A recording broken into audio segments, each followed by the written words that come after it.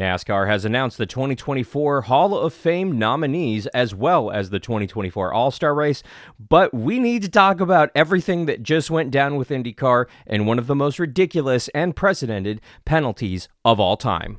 High, push it, checker flag, hell yeah! What's the caution for? Me? Can I not push it in?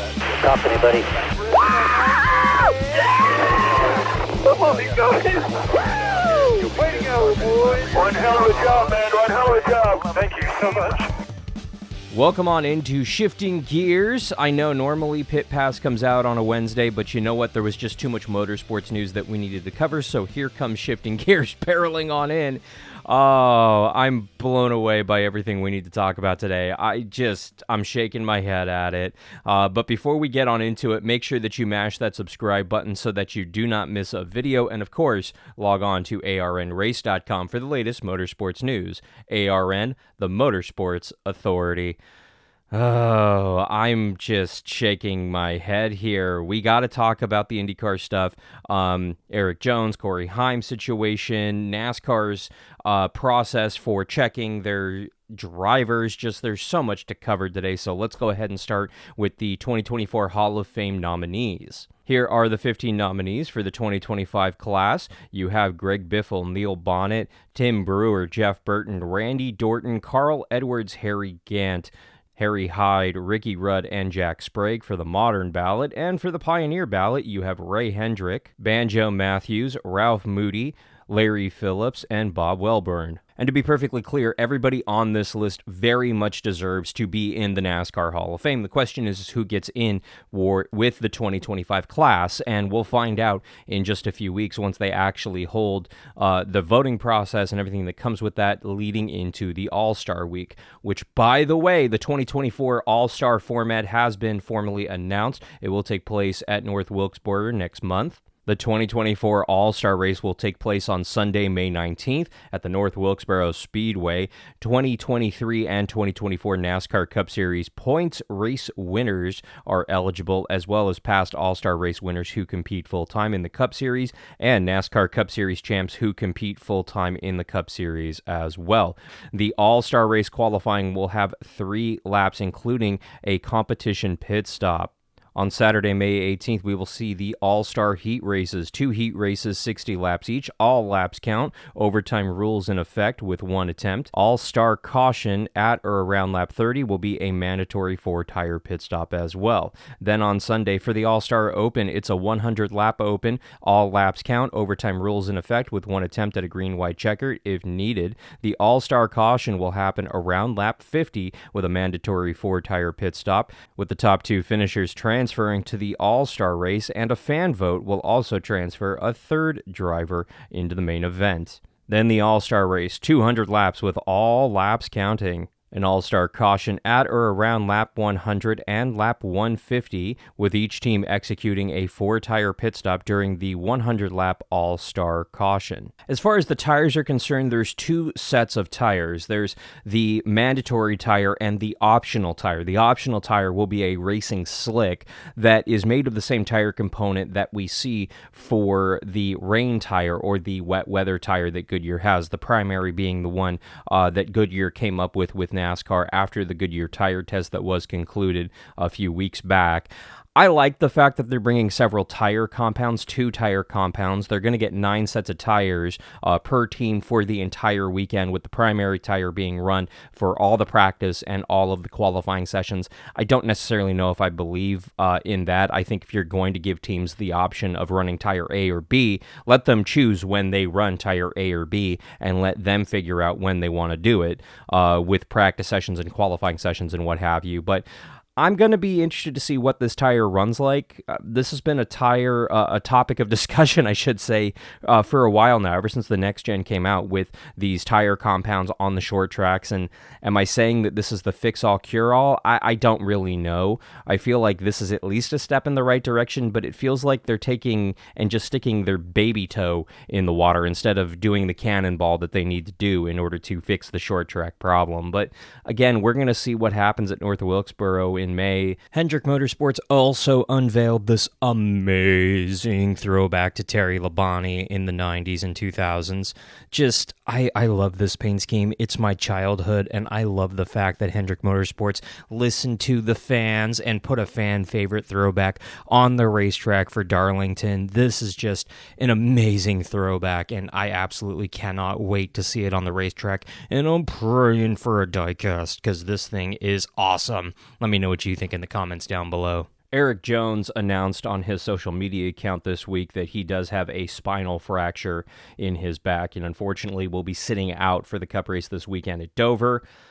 Listen, how in the hell does the NASCAR Infield Care Center miss a spinal fracture when they have x-ray capabilities, when they have all of this medical technology there? And how in the hell do they release him? Just go, oh, you're fine. You're complaining about your back? No, you're fine. Go ahead, go out there. Make sure that you put your hat on and zip up your shirt so that the sponsors are out there for the Fox interview. That's what's important. Your health, your well-being, your life, none of that matters because we only care that you go out there for the Fox interview. Oh, after the Fox interview, you're feeling not right? Come on back in. Oh, crap. There's something wrong here. Quick, send him to a real hospital because clearly NASCAR dropped the ball. How in the hell do you release Erik Jones with a spinal fracture and go, yeah, fine, walk it off, no big deal? It's asinine. It is alarming, and NASCAR should be freaking out. Every driver, every team owner should be freaking out. And frankly, this is fuel to the fire that NASCAR really needs to give up some of the money that they got from TV to these teams because clearly the teams are doing things better than NASCAR is. Let's recap what NASCAR has done in the past few weeks. While they're maintaining this facade that they need more money going to these NASCAR tracks and NASCAR facilities, and there's not enough money for the race teams. They've done poor repaves with the track coming up at Sonoma in recent weeks.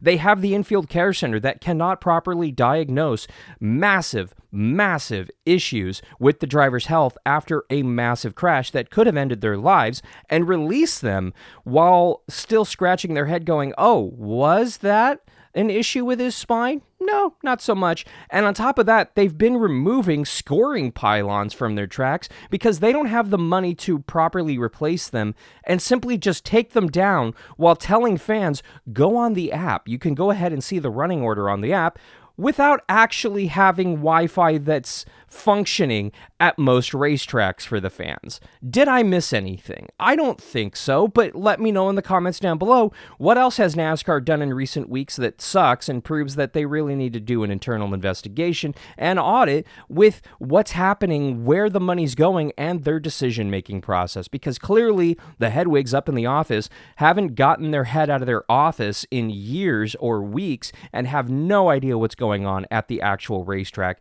that they supposedly run. All the best to Erik Jones. I wish him a speedy recovery. It is alarming that car safety has taken such a massive step backwards. And to be clear, that was a massive hit. I'm sure that if that hit happened in the older generation car, he probably would have sustained a very similar injury. But again, I don't know because NASCAR hasn't released any of the safety data with this new next-gen car because it's that bad that they don't want to be skewered, rightfully so, by the media and the fans. I saw a lot of people complaining that Corey Heim shouldn't be in the 43 car this weekend, and he is driving this throwback car that is an homage to Richard Petty's whatever win that NASCAR gave him, so congratulations to him. I actually think Corey Heim making his Cup Series debut is a very cool thing. I think the fact that you're doing it in a Richard Petty car in the 43 with Jimmy Johnson also being your teammate and owner racing this weekend at Dover in a third car for Legacy is extraordinarily cool. Now, will we see Jimmy Johnson potentially take over that 43 car for a race or two? I highly doubt it. I think that Corey Heim's going to be probably in that 43 for a majority of the season. It's going to be about a 6 to 12 week process to fully heal that spine for Erik Jones. But again, I'm sure they're going to shoot him up with something that will expedite the healing process, and I'm sure they'll rush him back into the car at least a few weeks early. So my guess, 3 to 4 weeks, give or take, maybe a little bit longer, maybe a little bit less. I don't know, but man, for his sake, I hope that he takes his time with recovery. I hope that he gets 100% better or close to it and really heals up, because this is a career-ending injury if he doesn't take the time to recover properly. The lower back, the spine area, that is massive for these drivers to feel what's happening with these cars, and it takes quite a while to really fully recover. Alex Bowman still recovering from his injury almost 2 years ago, really, and he is just now starting to get back. Denny Hamlin sustained a very similar injury in the early 2010s out at Auto Club Speedway in Fontana, California, and it took him 2 or 3 years, I think, to get back to 100%, according to Denny. So this is a massive, massive injury for Jones, and I wish him all the best in a speedy, full recovery. IndyCar, and I know I just spent the weekend out in Long Beach. I had a blast. Nobody watched, but you know what? It was a really, really cool event, and yes, I got a really cool poster and some other memorabilia like a hat and Robbie Gordon cars and stuff like that. More diecast for the background here on the channel. And I gotta tell you, I didn't foresee them dropping a penalty from St. Pete, the season opener in 2024, over a month later. Like, it's been a month and a half, guys. Sincerely, what the hell, IndyCar? And listen, this is the situation. They found out that the Pensky drivers, more specifically New Gordon, McLaughlin, and Power, all were using the push to pass apparently at St. Pete. That is against the rules. They shouldn't have been doing that. And apparently they discovered that during the warm-up on Sunday at Long Beach. Why did it take this long? Why did it take this long for Roger Penske to find out that Roger Penske's cars in the Roger Penske-owned series was doing something illegal? It's almost like they were holding on to this announcement and just revealing it the day after we found out that they lost something like 70% of their audience from last year to 2024 for Long Beach, and they wanted to distract the IndyCar audience from the fact that they lost 70% of the audience from switching from traditional broadcast TV to cable, and they're upset about the fact that cable doesn't have the audience it once had. Who knew? Listen, this is just a really, really, really weird situation. Congrats to our Ward, I guess, for getting the St. Pete win, I guess. Like, it just feels very odd, to be honest with you. It feels weird, to say the least. And it gives St. Pete a little bit of a headline now. That race sucked. And, I mean, as great as Long Beach was, we should be talking about how great of a race that was. In a great city with great fans that came out and great weather. But no, we're talking about, a penalty that Penske's putting on his own teams. Just super, super weird. It took them a month and a half to figure this out. This is ridiculous. Why didn't a post-race teardown happen?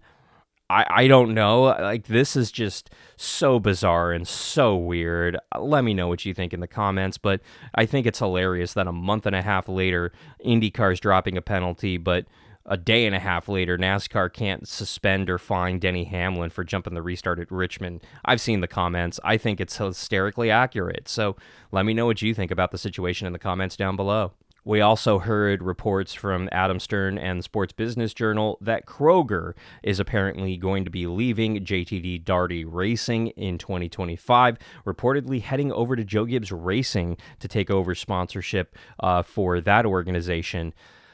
Listen, if this is true, if it happens, if Kroger should leave, and from what I'm hearing, they're already packed their bags over there, this essentially is the end for Ricky Stenhouse Jr. in the Cup Series and the end of this little race team that couldn't get it done.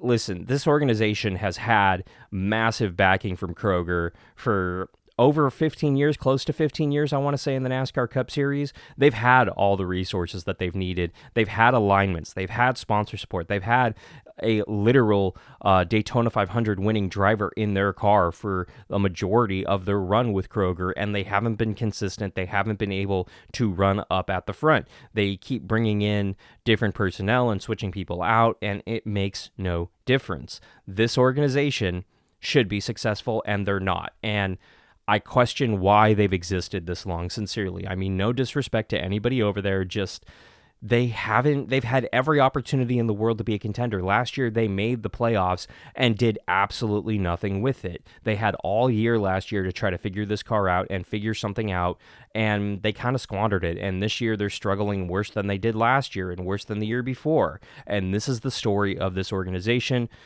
I want to see that charter go to somebody who's going to be competitive. Maybe this team sells it to a Toyota. Maybe we see a Dale Earnhardt Jr. maybe get in there as a partial owner. But big shakeup over there at JTD Daugherty Racing coming. The silly season is off and running. Here we go. Ricky Stenhouse Jr., I'm calling it now, will not be racing in the NASCAR Cup Series full-time in 2025. There's no way. You have to find a massive, massive sponsor to make up $20 million plus a year for that organization to survive, and I don't think they're going to find it, because what success have they had? Yes, they've won the Daytona 500, but let's be honest, that was a fluke and or dumb luck, and Ricky Stenhouse Jr. Pulling Ricky Stenhouse Jr. moves, but I don't see them being a contender anytime soon. They haven't done it in the last 15 years. Why the hell are they going to do it with a new sponsor coming in? Just saying. And of course, never going to end a show without getting to your hot takes. Go ahead and leave your comments down below for a shot for them to go ahead and end up here on the program. Let's go ahead and start with this one. They should have never stopped improving on safety. The next-gen car has sadly taken a step backwards. Glad Jones got out okay. He shouldn't come back until he's ready. I 100% agree with you. This is a guy that needs to heal up 100%. If I'm him, realistically, I'm talking about taking the rest of the season off. If not, coming back in the postseason, maybe. NASCAR has given him a playoff waiver. Of course, they give out waivers for literally everything. I'm pretty sure I could get a playoff waiver if I wanted one, and so could you. But I think NASCAR really needs to look at their infield care center system. They just did a revamp a couple of years ago, but clearly more work needs to be done. And I'll be honest, I don't feel like there's a greater sense of improvement on safety lately.